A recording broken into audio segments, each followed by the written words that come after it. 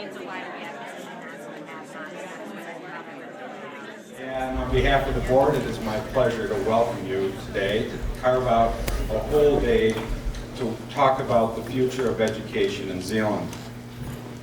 You know, we realize that we have a very supportive community, and we've been a district of growing student counts historically for, I think, a number of years. And based on that, we need to make sure we have our strategic plan in place so we know where we're going, our roadmap for the future.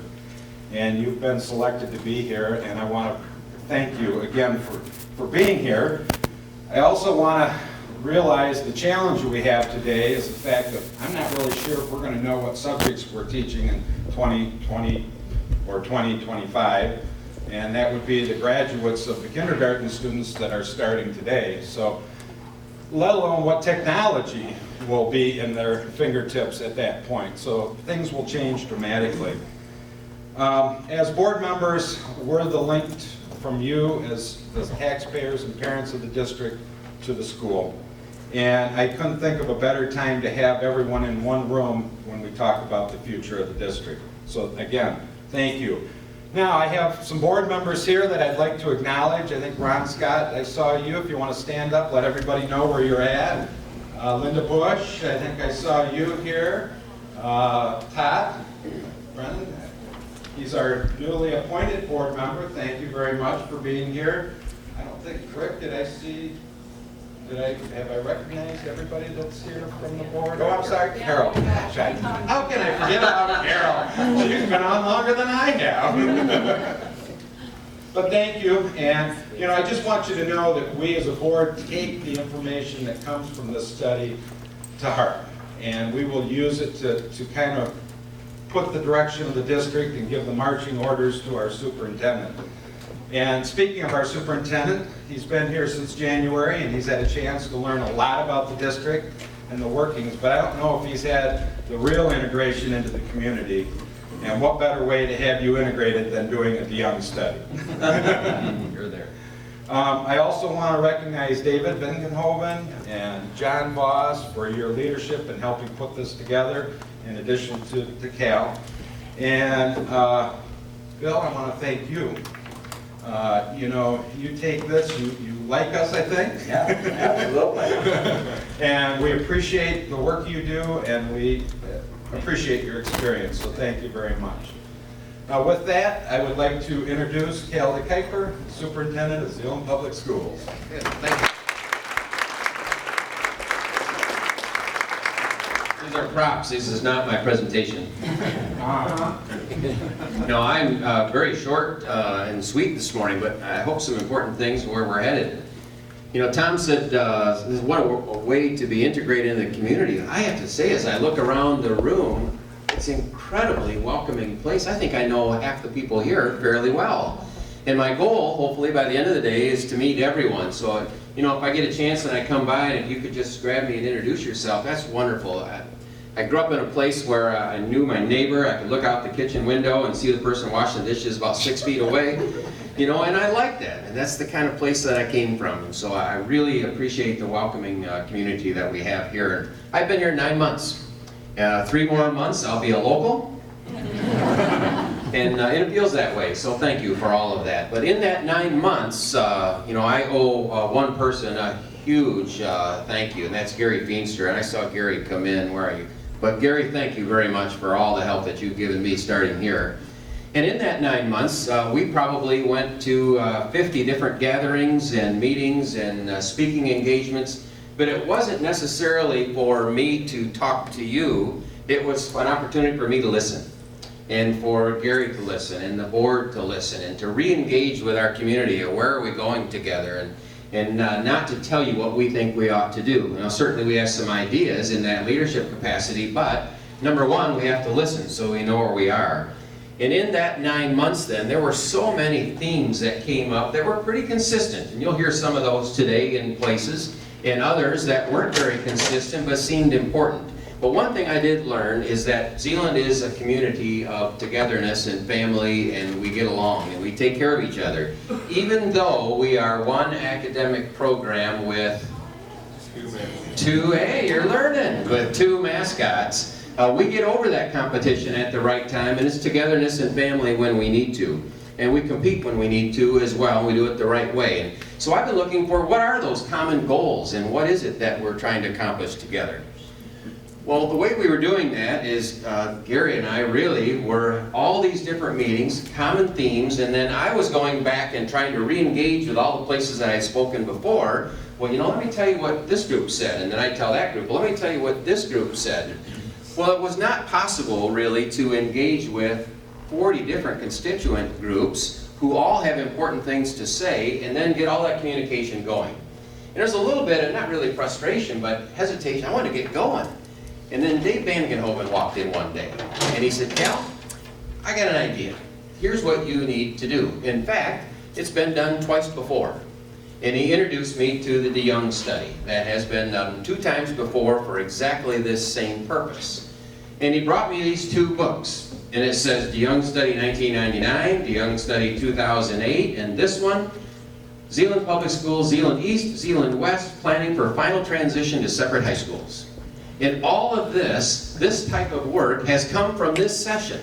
And so if we think about how important this work that we do today is, just look back in those 2 books and almost everything that is in there has come to pass. And so this really is how we get those marching orders, where those goals come from and what we're doing. In fact, just as a show of hands, maybe if you are part of either of those studies there, raise your hand, take a look at this. This is the history that's in the room and how we got here and where we're going, and it's about half of us are new. And intentionally, we set this day up so that of all the people that are here, about 1/3 or less are school people. 2/3 of the folks here are not connected to Zeeland Public Schools. We're looking for outside, not inside. We're looking for our partners here to tell us. At least 1/3 are parents and about 1/3 are business community leaders, and that's how this day is set up. So what I'd like to look here now is just think about this day being academic oriented. Sometimes these are facilities oriented, sometimes they're construction, sometimes they're the technology, iPad related, and certainly that'll be part of this, but this is an academic oriented day. And what I'd like to ask is that during this day is that everyone contributes, and especially our students that are here. And if I could, just as a recognition, if you are one of our students, could you stand so that we could tell you thank you for taking your day also. Look at that.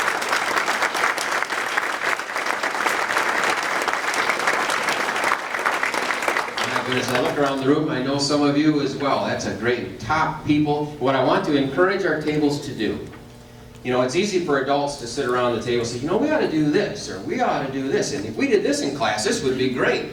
Well, the people that matter, sometimes the students are going to sit back there and they go, you know, you could probably do that, but I'm not sure that'd go over all that well. And it's nice for you to look right at us and tell us that. We need to hear that. And I'm asking for your honesty today, and at times, brutal honesty. At other times, complimentary honesty. But we need to hear those things so that we move in the right direction. And here's where we're going to head then. Today, kind of big picture. We have 3 days planned coming up. 1 for high school, 1 for middle school, 1 for elementary. And we will take some of the work that we learn here, what we hear from you today, and we'll start to work on those details.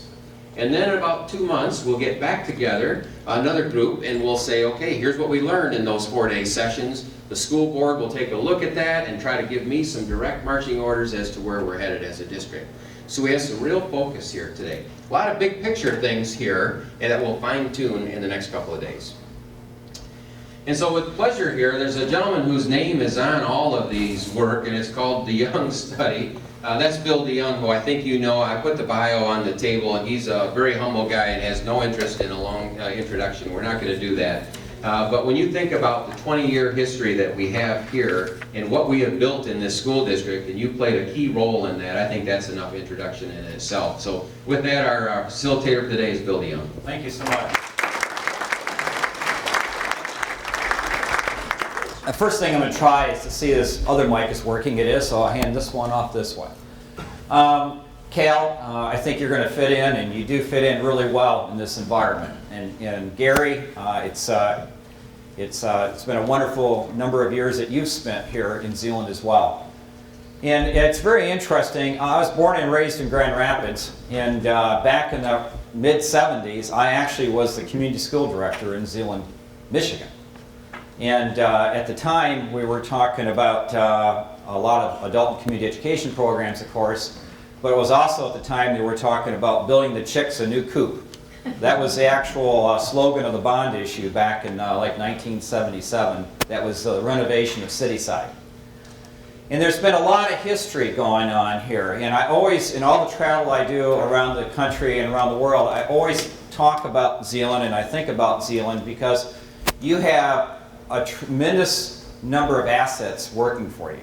I mean, you've got some great school systems, great school facilities, you've got excellent people to work with, you've got a growing community, you've got a healthy, vibrant economy, and there's just a lot of stuff positive that's moving in a lot of good directions here in Zeeland. And sometimes it's in a situation like this, you say, well, we're all doing so well and everything else, why do we even need to look at where we're going?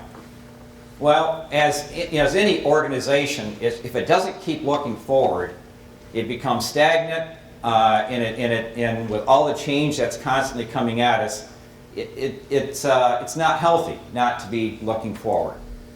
And so today, we're not going to be here today trying to draw any kind of conclusion, per se. Today, it's basically a day to open up the thinking. And we're going to have 3 sets of speakers, as you'll see in the agenda. And the decision on having these persons speak is not to get you to agree with everything that they say. That's not the purpose of why we're here. The purpose is to stimulate thinking about what the future of Zeeland Public Schools might be. How do the various trends in economics and technology and education, how does that begin to affect how do schools function, how do they form, what do they look like, how does it impact facilities, how does it impact future technology, how does it impact future teaching and learning, and so that we can begin building kind of a cohesive vision, collective vision, on where the future of Zeeland Public Schools might be. And I think that's exciting. That's, I just want to give you a reference point of how dynamic this eventually winds up being. I mean, Cal's already mentioned it, but I know in this group some of the persons that were involved in the early discussions of like Zeeland East and Zeeland West. And I would just say that before those buildings were put together, the paradigm we were working with was a high school was Cityside. Okay, that's a huge change in thinking. And also, we'll talk about it later on, there was a lot of flexibility built into those facilities to really be able to embrace change over the long haul. So we're not talking specifically today about facilities. Okay, I want to emphasize this. We're really going to be talking more about programs, curriculum, educational delivery, and eventually we'll get down to some of those kinds of issues as we start working through the various work groups, etc. So today we're going to start off with Bruce Loss. And some of you may know Bruce. Bruce is the Executive Vice President at Gentex just down the street here. And I told Bruce this on the phone. I mean, it's a very personal story. My father just passed away about a year or 2 ago. But what was very interesting is that he bought Gentex stock about 35 years ago, maybe close to 40 years ago. And he pretty much bought Gentex low and sold it high, and he kept doing that over the years, and that was actually his retirement plan. Okay, so we want to thank Gentex. Our family wants to thank you for keeping everybody healthy all those years. So, but seriously, Bruce is a very dynamic individual. He's been with Gentex for a number of years, which he'll explain in a few minutes.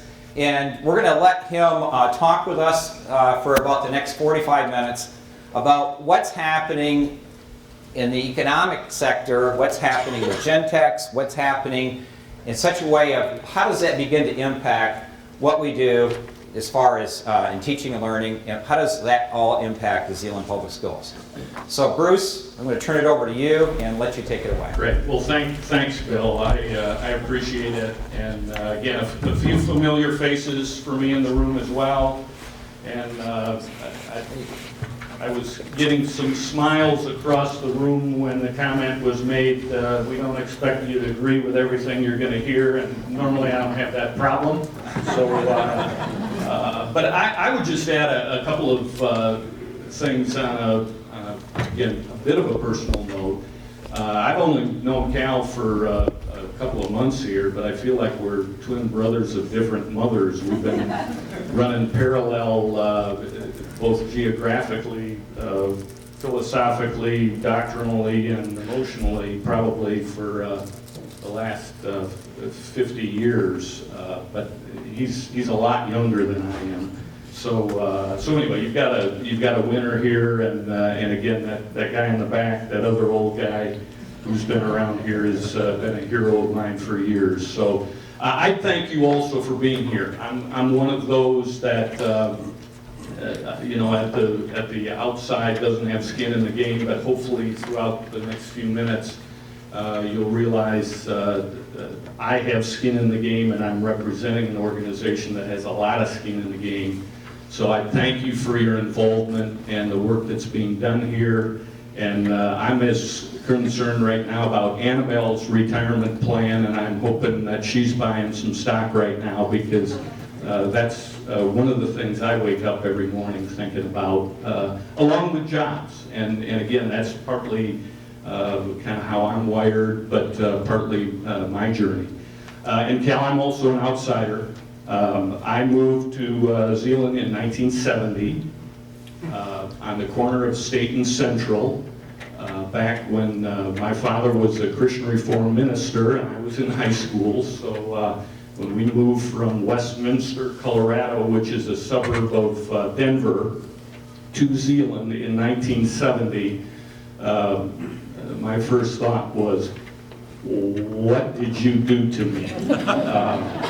Now, because my father was a Christian Reformed minister, you know which school I ended up spending the last couple of years at, and again, that was kind of the way things went at that point. But and I didn't know Kurt Vancouvering was going to be here, because I had to redo all my stuff here in the last couple of minutes. Kurt was, I think, in 5th grade when I worked here, and was cub reporter for you know, whatever Zeeland school he was part of. But my role today is, my background is manufacturing. I started for a little company the morning after I graduated from high school in 1973 in Holland, and thought I was going to retire from there, but things changed, and I left in 1999, started a little company in Holland, and met Fred Bauer about 6 months later. Did some consulting with him, became very close friends, and he convinced me over the next couple of years that I did want to be back in a big company, which I said I didn't, and to this day I'm not part of a big company. I'm part of a very small company that has a lot of employees today, and the vast majority of them sit within a par 5 of where we're sitting right now, at least for Tim Clunder, because he hits it a lot farther than I do. But as I thought about this, just to even kind of frame it, when I moved to Zeeland, from an economic standpoint, these are the companies that came to mind, or the employment. I mean, I remember Herman Miller, I remember Lee Johnson, I remember Howard Miller. I remember Big Dutchman, I remember Bats, I remember the corner of Time and Eternity, which two companies? Royal Caskets and Colonial Clocks. That was the corner of Time and Eternity, Washington and Colonial. Thank you, Professor. If Les was here, I'd be calling on him. But, and Dupree Hardware. And that's where I hung out as much as I could, and then I'd sneak over to the Zeeland bowling alley, but could not tell my dad. And in Holland, it was General Electric, Chris Kraft, Holland Furnace, Hart and Cooley, and Lifesavers. And Hayworth was a twinkle, Prince was 50 people. And I just start with that saying things change. And what we think today is kind of the scheme from an economic standpoint changes. And so part of my theme today is, from a business standpoint, there are no entitlements. You earn it every day. You have to have the team in place to deliver. And that's really why when Cal mentioned this event, and then I talked to Bill, I said, yeah, I'm happy at least to give perspectives from which you can vary. So there are four things I want to touch on. What's happening in manufacturing today, and I want to focus on manufacturing just because this is a very different animal from what I think many people think it is. So that's number one. Number two, what's going on with the neighbors? We're those guys across the street from you that at times of the day create traffic problems, and you for us create traffic problems. But we kick in a few bucks to support what you're doing, and so I want to talk a little bit about that. Third, I want to share a couple of stories about very recent Zeeland grads that work in our organization today, and I think you'll be surprised. I was, when you hear how long they've been out of school and the things they're doing today. And then fourth, I'm just going to take my swag at the 15 or 20-year horizon, which I'm sure will be wrong. So, and I would just, again, even back to the stock thing, I'm going to frame all of this saying I'm assuming, and I won't ask, that I work for a lot of people in this room. So my comments, I'm a manager in a public company. And this is not a private company. I'm responsible to people that own stock. And so my perspectives are focused on not only our long-term success, but secondly, I'm very, very, very strongly an advocate for good jobs in West Michigan. And that's kind of been part of my journey over the last number of years. And again, so that's the perspective I bring, and I know it's not right or equally compared with everybody else, but that's just kind of the way I look at the world. And so when we talk about topics that it's like, why are you getting involved in that? At least you kind of understand my framework. Okay, what's happening in manufacturing today? Let me just bounce some bullets to you, which you may or may not be aware of.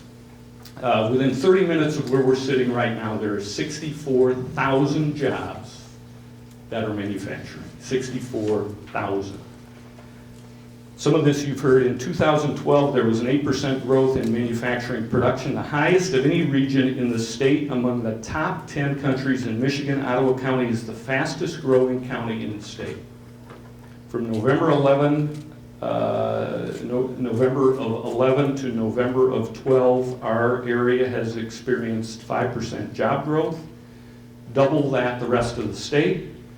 As of April, the state unemployment rate is at 8%. Ottawa County is at mid-sixes. So why? Why have we experienced, and again, you've all seen, we've been recognized also as one of the fastest growing counties a year ago in the country. And the reason is manufacturing. This community West Michigan has, every community has natural resources. When you think about natural resources in West Michigan, I think people first of all go Lake Michigan, or great infrastructure, power. I mean, there are a lot of things, but I think people think about natural resources. My position has always been, this community has been gifted for a lot of historical reasons with a huge number of technical and engineering people. The data shows that 24% of Allegan, Ottawa County is what the government rates as highly skilled in manufacturing. And that's triple the national average, which is just under 9%. And that's primarily reflecting engineers, technology, not all 4 and 6 and 12-year degrees, but people that have technology focus. And so I think part of what we're blessed with is that we have this wonderful base of resources of people that create stuff and solve problems. Now, there's downsides to having a lot of engineers in a community or a company, and I've lived in that world, as many of you have for years. I'm not an engineer, but I'm in a number of support groups of people that work with them. I'm a business guy because they like to solve problems, whether they're real or not, because they can. And they like solving them, and so they kind of wallow in them, and they like to find them and keep fixing and fine tuning, and it's like, it's done, leave it, walk away. But it's a huge resource for us here. And I think, again, our perspective, my perspective is this is something that as we look forward, we don't want to lose. Why? Why manufacturing? The state's gone through a big downturn. The manufacturing took the biggest hit. True, guilty as charged. What left? What manufacturing left Michigan when everything went south? Commodity products. If you're making lug nuts that can be made anywhere in the world, Michigan is not going to be your first choice, because there's wage structure, there's government regulation, there are a lot of things that many of the jobs that left were not focused on anything other than low-tech, commodity, me-too kinds of products that could just as easily be done in Mexico, India, or many of these other third-world type countries where the wage rates are significantly lower. So when we talk about what happened when things really went south in Michigan, those were the kinds of jobs that went away. And when we bounce back so quickly as a community, it's because the focus on manufacturing here has been intellectual property, patents, automated flexibility in manufacturing. The less people touch a product, the more you end up paying them to touch product. And if you can design things to be done automated, the quality is better, the speed is better, the response is better, and oh, by the way, you need a whole bunch of smart people to build them, keep them running, do all the things associated with. And in our organization, we make the vast majority of the machines that build this stuff. And that's been one of the reasons that we've bounced back so quickly. The other thing about manufacturing, and some of you have heard me talk about this before, why is this such a big deal? It's new money to the table. If this table is playing Monopoly, you start out with a set amount of money, or games of chance that involve chips, or what. I mean, you start, that's how big the pot is. And if all we're doing is moving chips around the table, you have a winner at the table or two, and the rest lose. Manufacturing, from a philosophical standpoint, is bringing new money to the table. And in our organization, more than 2/3 of our sales, the money, when they send the checks or the direct deposits in, come from outside the United States. That's new money to the table. That's money that's coming into this community, that goes into the supply base, that goes into the building, that goes into paying for taxes. So there's kind of this raising of the water level of a community with manufacturing, because you're building, and then there's additional collateral impact, which really talks about, for every manufacturing job, state data shows that close to 3 other jobs are added, because you've got suppliers, you've got buildings, you've got lawnmowers, you've got snowplowers, you got, when you grow, you need more schools. So there's this collateral impact that happens with manufacturing. Now, you can't build a whole economy on manufacturing. You got to have other stuff to it. But my point on this natural resource is we've got something here that many communities don't have and wish they had. If your whole economy is built on tourism, and there's some places that all of us would like to live at some point in our life, but it's because all of the stuff that happens there is based on having people come and spend money.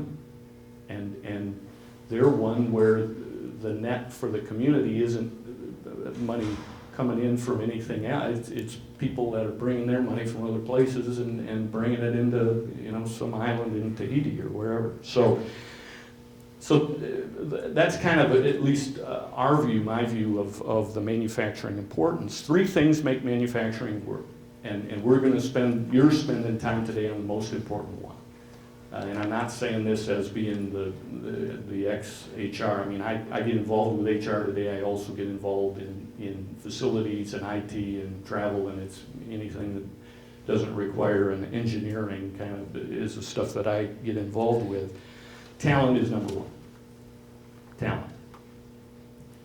And I don't see this changing at all in the next 25 years. If anything, it's going to be much more important, because as you look at in our world, if you're going to look at drawing new things into a community, you got to have teams of very smart people that can create stuff that can't be done anywhere else. And if you can get that kind of model going, you've got a winner deal. Second thing is infrastructure, community infrastructure. And this, the quick, easy ones are power and roads and water and sewer and police and fire, and that's it. Everybody gets that. But I would add to that, and this is where, I kind of get over my skis on topics occasionally, but this is why. Airports are part of the infrastructure. Healthcare is part of the infrastructure. If you have 4,000 employees and there are cost items that are going up at a faster rate than you're able to increase your selling price to your customer, it's not a long-term sustainable deal. So when we weigh in on things that go, it doesn't have anything to do with making mirrors, directly no, indirectly yes. Quality of schools. I mean, these are all things from an infrastructure standpoint that for us are, not for us, but I think for anyone that really wants to be successful long-term in a community, it's important. And then the third is government policy. It's regulation, it's tax structure, and it's what,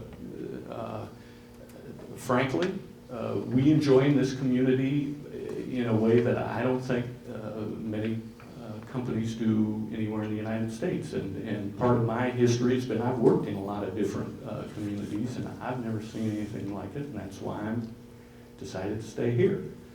But then there is another side to it, which is, the government's, and I'm not talking here about local, I'm talking about state and national. There are things that happen that companies like ours are recruited weekly from other states in the United States that can pitch packages that are, again, when you look at dollars and cents, significantly better.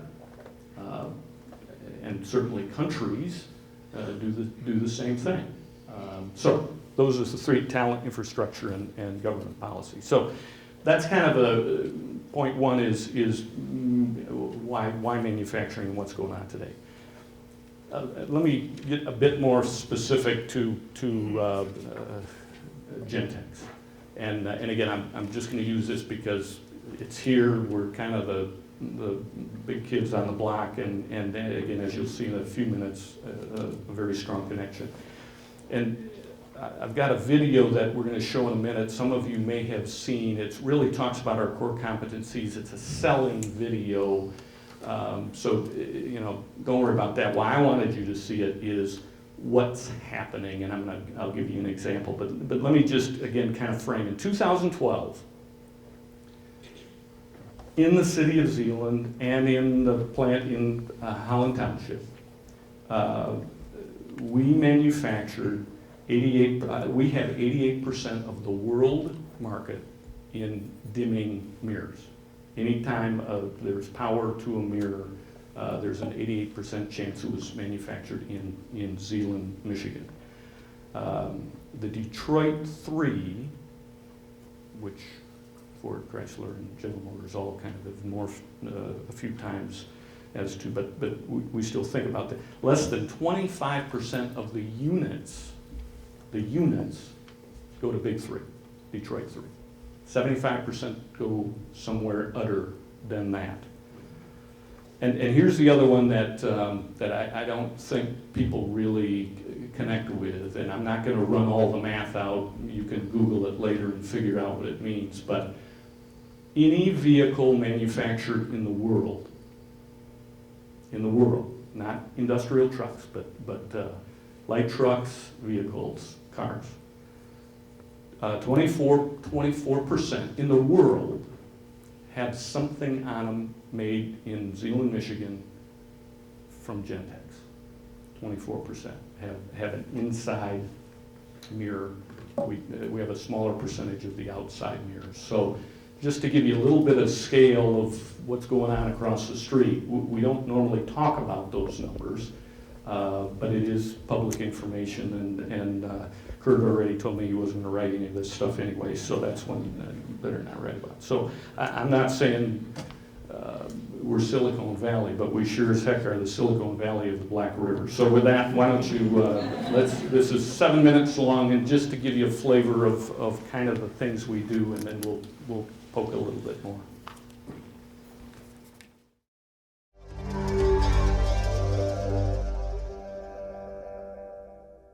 Gentex, more than you expected. Some think of Gentex as a mirror company. After all, the automatic dimming mirror was invented under our roof. An innovation so groundbreaking, we had to develop proprietary manufacturing techniques, equipment, and testing methods because none existed before. But to Gentex, the mirror is simply a module, a platform for delivering additional electronic features designed to meet your unique product, packaging, and performance specifications. And despite the millions sold every year, there's far more to Gentex than mirrors. We're an electronics company. With hundreds of thousands of circuit boards populated every day, Gentex has become a large-scale electronics manufacturer. Because we design our own circuit boards, we also design our own test equipment. And in the process of making those decisions, we design for 100% testability.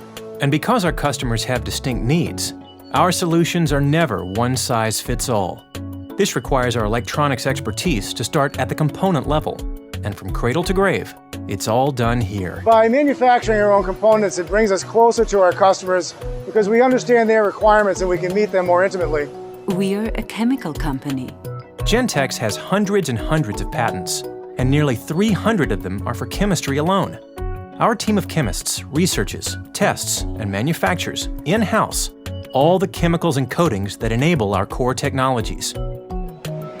We have a large number of chemists working at Gentex. We cover many disciplines of chemistry research area, organic chemistry, inorganic chemistry, analytical chemistry, polymer chemistry, and even theoretical chemistry, and more.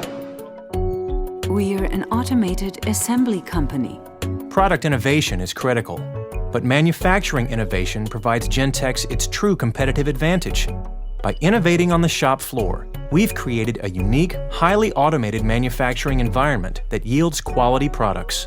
Currently we have over 24 cells, automated cells running on 25 different assembly lines, producing millions of assemblies annually. I think that when customers come and visit us, one of the most surprising things that they see is the level of automation that we have, and most of them are very surprised of the fact that we actually created this ourselves internally. We're a vision systems company. At Gentex, sensing and vision are central to everything we do. Not only are we the leading provider of sensing cameras that optimize the vehicle's forward lighting, but we're also using proprietary cameras and algorithms to offer advanced driver assist functionalities. If you design and build your own cameras, you get a camera that's designed specifically for the automotive market and specifically for the function that you're intending. In our case, we design cameras for lighting applications in automotive and driver assist applications in automotive. We're a display company.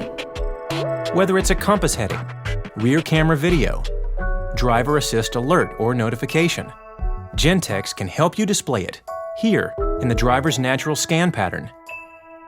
There's actually a couple studies that show that by placing the display in the mirror, you can actually increase the driver's effectiveness in terms of avoiding a surprise rearward obstacle. One study was published in NHTSA's PRIA, part of its rollout of the KTSA legislation.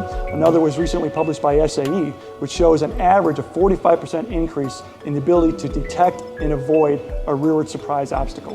One of the up-and-coming technologies in automotive is advanced driver assist systems. These help drivers stay within their lane, identify objects in the far distance, identify objects at night, do sign recognition.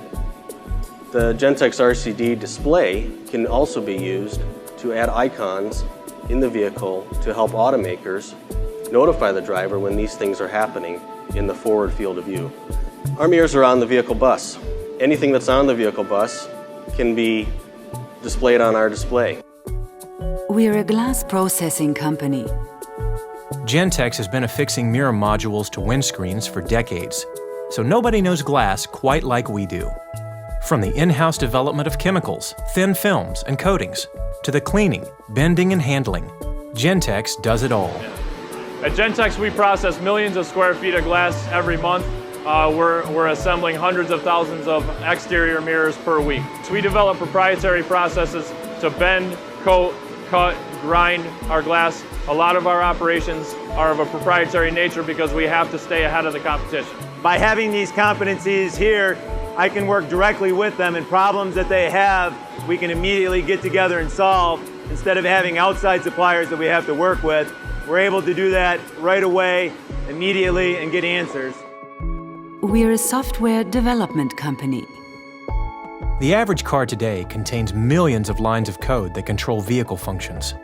And Gentex mirror modules are at the center of it all, with integrated microprocessors and software algorithms that control glare elimination, enable hands-free phone calls, turn on your high beams automatically, and warn you of unintentional lane departures. By writing our own software, we have ultimate control over the software. And by maximizing performance, we can afford cost reductions eventually to the customer. It also opens the door to options for making the product or our customer's product unique. We're an engineering company. At Gentex, it all comes back to engineering. Our core disciplines all come together to deliver high-quality, cost-effective electronic mirror modules.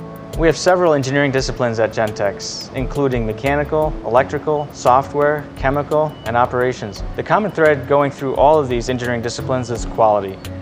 We take quality very seriously.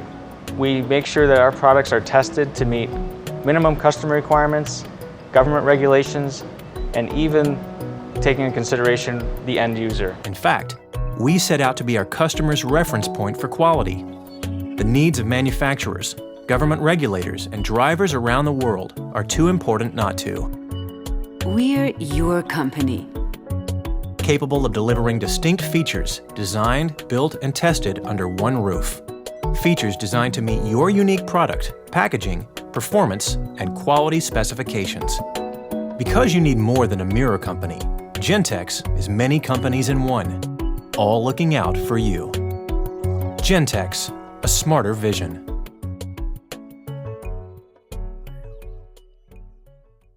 Again, people go where they make the mirrors. As you heard, this is just for us kind of a Trojan horse is the wrong word, but we got a spot in the car where we can put lots and lots and lots and lots of really complex stuff.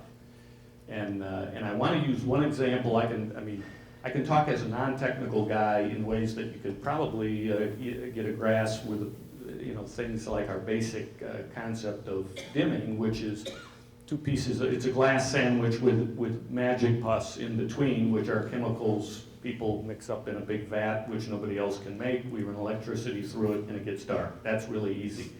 Bending glass, not so easy. Not going to talk about that, but there's a lot of stuff where I hear what they're doing, I'm going, nah, you can't do that. I want to spend a moment on cameras because I think this is something we all, we think about cameras today. We used to be the Kodak, now it's our iPhones and cameras. We put more cameras in vehicles than anybody else in the world. Tens of millions of cameras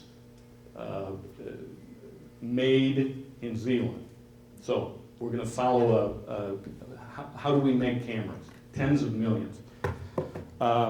Some of you, I'm going to need Annabelle to maybe help me here. They trust me with some of this stuff that they probably shouldn't. You've all heard about silicone wafers, raw silicone. This is an example of it. It's relatively expensive. I won't tell Annabelle how much it's worth, but don't step on it. So why don't you just kind of walk around and you can show people that. That wafer was manufactured in Israel by one of the top silicone manufacturers. We think the best in the world because we only buy from the best in the world. That's our raw material.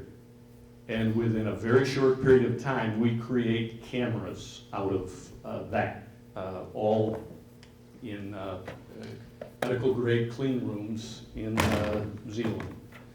The next step is, this is a little bit larger silicone wafer, but it's already been cut. So they come in solid. The one that she's carrying is a solid piece.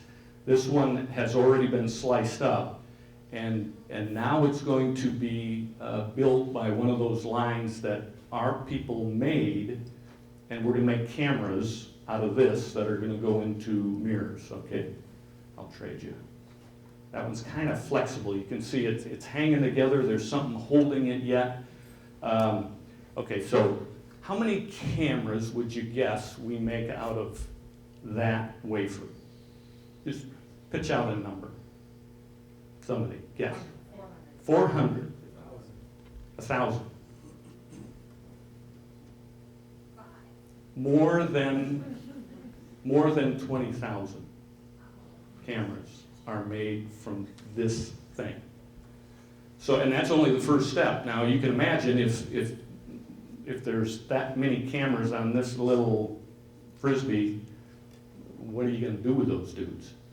So proprietary processes that I can't talk about basically because I don't know what the heck is going on.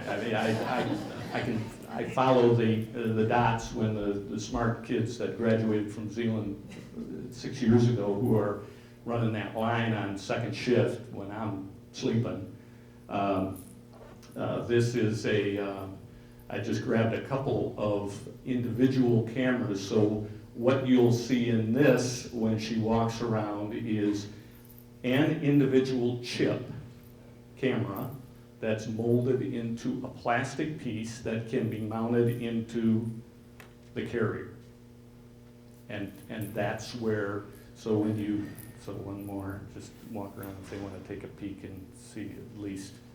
There'll be a little extra in your paycheck next week. You can have tomorrow off too, Mr. Detective just said. So again, the idea is, as you saw where things are going, and this partially gets into my last point is, you've all heard about the Google car. It drives without anybody. Well, it needs two things. It needs cameras and it needs software. Software that's making decisions about what it sees. And I love listening to these engineers because I listen to talking. You have to listen really careful to what they're saying because, the decisions made by the software in here are letting the driver know what's going on. Yeah, they're putting on the stinking brakes if a deer comes out beyond where your bright lights can see and you're going 80 miles an hour. It's remembering the last speed limit sign that you went by and telling you it's 65 even though your GPS is telling you, or it's 45, and your GPS is saying, no, this is 65, but the camera knows that there's construction, and the sign up said 45, and you better be slowing down, and Garmin doesn't get it. I mean, because they're just using the satellite who can't see down what the speed limit actually is, because somebody just drove through the wet cement and mucked up another project that I got to drive through every day coming from the suburb of Zeeland here to the mothership. So, anyway.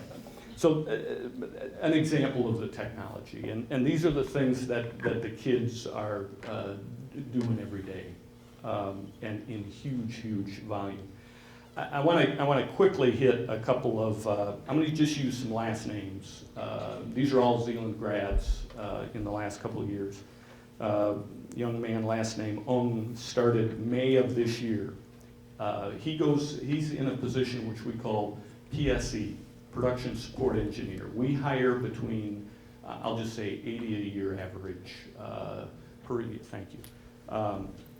80 a year, fresh out of college, production support engineer from 15 different universities, primarily the Midwest.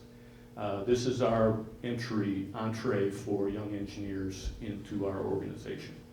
And what they do is they go out onto a line, they take technology and people responsibility, could be 5 people, could be 20 people, but they learn the technology of the equipment, could be second shift, third shift, first shift, but within a very short period of time, they have people that are reporting to them basically, and they're running equipment, doing the stuff, some of the stuff that you saw there. So this young man graduated, or started with us in May of 13, graduated from Zeeland East in 2009 as a PSE. I help maintain production in one of the electronic assembly lines. I cover for operators when shorthanded, ensure the line is set up correctly with scheduling, troubleshoot issues with machinery and testing equipment, interface concerns and news with the people. I'm in the middle of training.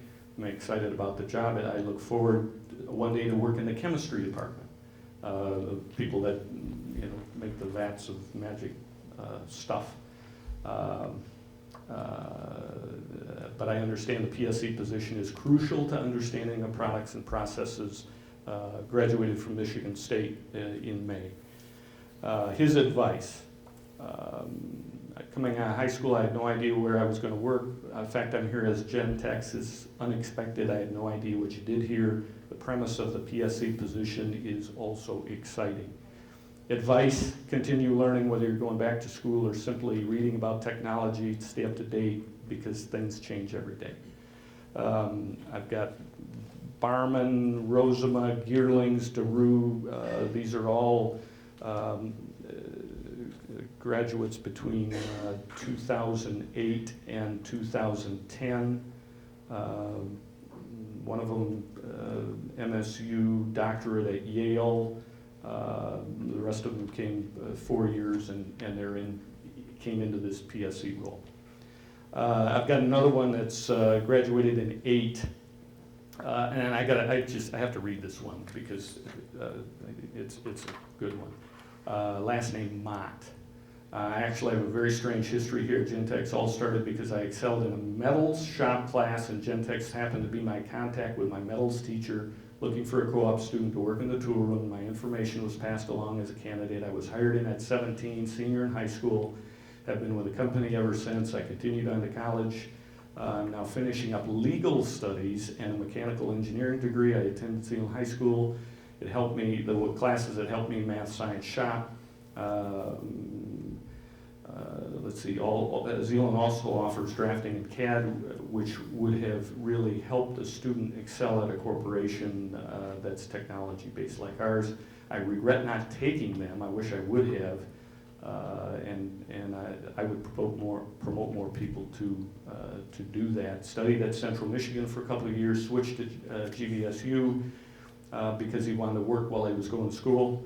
At the moment, I'm 23 years old, I have a very busy lifestyle, don't have time for a family.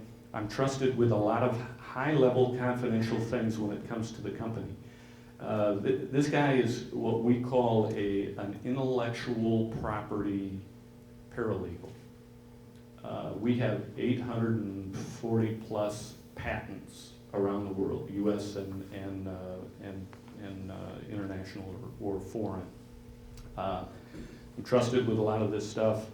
I'm in charge of searching every new invention. So when you talk about any of this stuff that is patentable, it's talked about as an invention.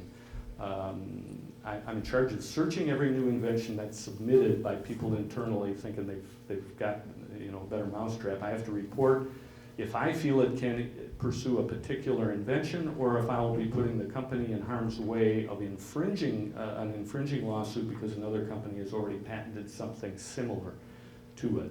Feels good to be part of something and given a lot of responsibility because I feel I can be trusted by my coworkers and boss. I'm very excited. I got the privilege to do and what I've gotten to do. Never thought I'd have the chance to do something like that. I recently took a business trip on the company jet to Alexandria, Virginia. The purpose of the trip was to argue a patent case in front of an examiner at the United States Patent and Trademark Office.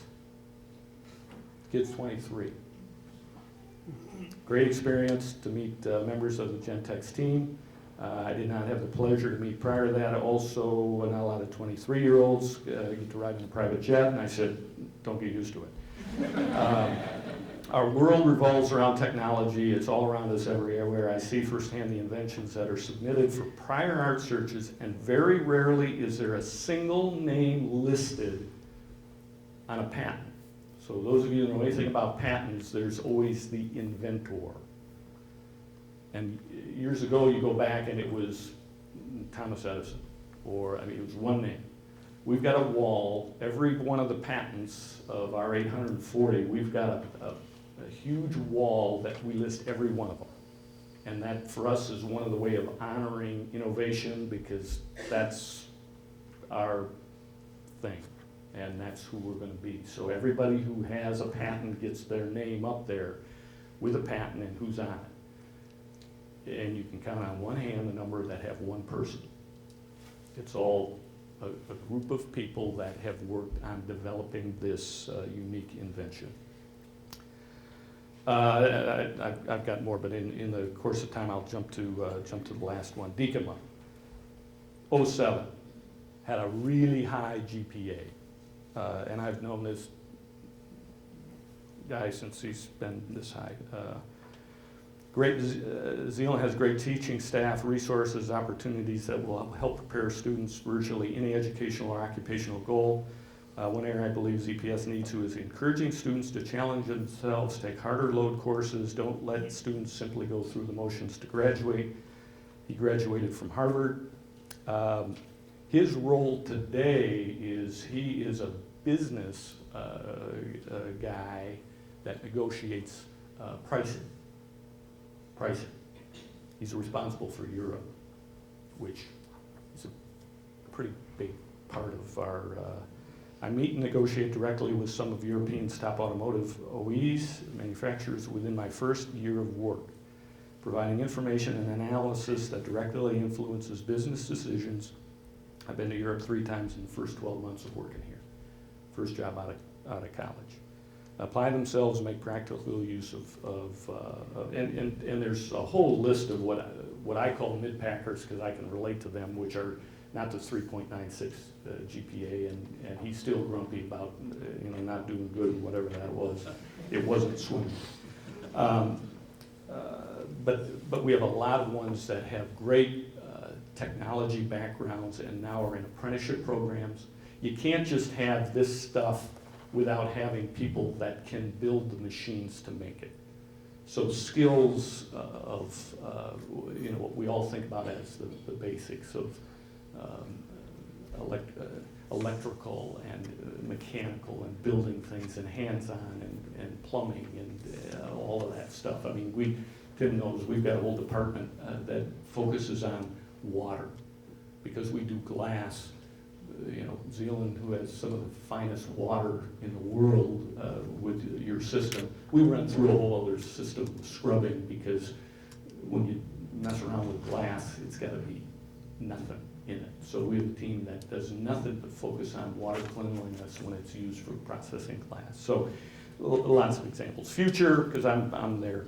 I was going to read a safe harbor statement. Many of you know in the public world this is a 16-page long disclaimer saying anything that I say is probably wrong. Words like anticipate, believe, confident, estimates, expects, forecasts. There are a lot of risks. I don't know what's going to happen. But what I'm thinking is what's going to make the difference in the future is, number one, talent. Number two, infrastructure. Number three, government. And number four, community. Community. This, communities working together. That's 25 years from now. Lifelong learners, the old rules don't apply. I've been in all of the countries in Asia, and I'm not saying this in a bad way, I'm just saying the rules that we're used to don't apply. And I'd say the same is true of education. So just because we did don't mean we do.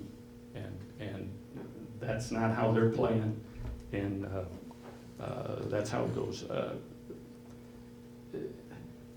Students, and some of you have heard me say this, I'm not worried about the 3.96 GPA. I'm worried about the bottom 25%, because 25 years from now, those kids have to go somewhere. And as I look at the trend line of jobs that are out there, the stuff that isn't going to be, the stuff that you can't function at a high level, ain't going to be much here. So then it goes into another system, which is normally governmental, which means we all pay for it somewhere else. So when you see us involved in initiatives like Ready for School, we're going, hey, 25 years, we got a ticking time on. And if we don't get in front of this thing, we can have all the Harvard grads in the world, but if we've got 25% of this community that's not employable in that environment, we got a big problem. Just two or three other thoughts. Automation is just going to go crazy. People ain't touching stuff anymore. The way things get built, the things we're doing today with lasers is unbelievable. There's spots in ceilings where these kids are playing around, cutting things and doing stuff that, a tenth the width of a human hair. And I'm going, what's that burn mark up in the ceiling? Oh, no, won't talk about that. We were playing. Everything's micro. Everything is information technology. And this is going to be from manufacturing to war. Our competing with other countries around the world, everything is going to be computerized. The computing power in some of our high-end stuff is 10 times what your laptop was 10 years ago. And that's the level that we're going to be competing at as a community, as a country. Complex systems returning to simple, elegant. And that's just me, because I think we all, a buddy of mine has a unbelievably expensive new carbon fiber bike with a 1-speed. Go figure. I mean, they're making them now that, they can be 30. 1-speed, single speed, coming back. But high-tech everything, but 1-speed, I don't know. Families, community, global competition, the best team wins. So you got a problem.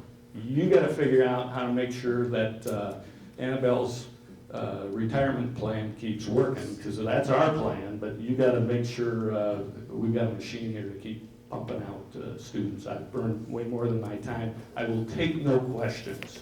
So good luck. I look forward to seeing you solve it.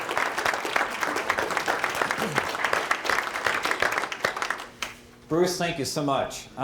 You've really set the stage here. What we're going to be doing, I know you've been sitting for a while, you're going to be sitting a little bit longer, and I'll explain how we're going to handle this, but what we're going to do now is we're going to take some of the ideas, and again, it's to start thinking about, like you'll see in your agenda packet, if you open that up, and right after the top agenda, here's some group discussion questions. And the first discussion question talks about how will a changing economy impact education in the next generation of our children. And the second one starts taking a look at what skills will students need in 2025. Now, look, I mean, all of us will sit there and say, you know, we can't predict the future, all right? If we could, we'd probably be running the stock market or doing something else, okay, than what we're doing. At the same point, I think that there's a lot of indications of what's coming up and where things are going, like Bruce has been talking about, that we begin seeing what the trends are as far as how this begins to impact education, how this begins to impact what skills that students are going to need. And it's very different set of skills, and we'll talk about more of this later on also, than what was going on 25 years ago, 50 years ago, and even to some extent right now. So the way we're going to do this is that first thing we want you to do is we want you to get to know each other. So we want you to just go around in your group and find out who's at your group. Okay? Then what I'm going to suggest you do is each of you take just a couple of minutes and try to answer these questions yourself. And try to sort out a few of your own ideas. Okay? And then what I'm going to ask is that each group take one of these flip charts or a couple pages off of it and go around in your group and try to come up with what are the main ideas that we're coming up with as a group. We don't need a dissertation. We're just looking for bullet points. Okay? And so right now it's about 20 minutes to 10, and we're going to give you about a half an hour to do this. Okay? And the other thing I'm going to do is ask you to, it's kind of hard in a setting like this to take a break, because when everybody wants to hit the coffee pot at the same time, it doesn't work. So what we're going to do is, as we're doing this over the course of the next half an hour or whatever, is if your group wants to take a 5-minute break to get some coffee and some rolls or whatever's back there, just do that and come on back to your table. And that way we'll kind of keep the schedule going, we'll keep this on time, we'll keep this moving.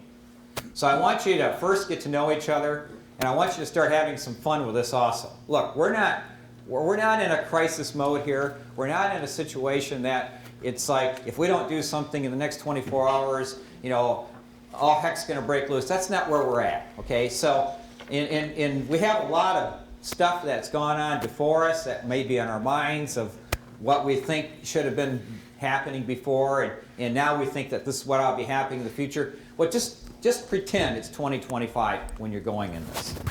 Think about 2025.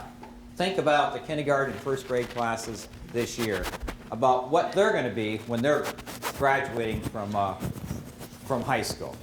Okay, so go at it. Have some fun with it. Find out who everybody is and go for it.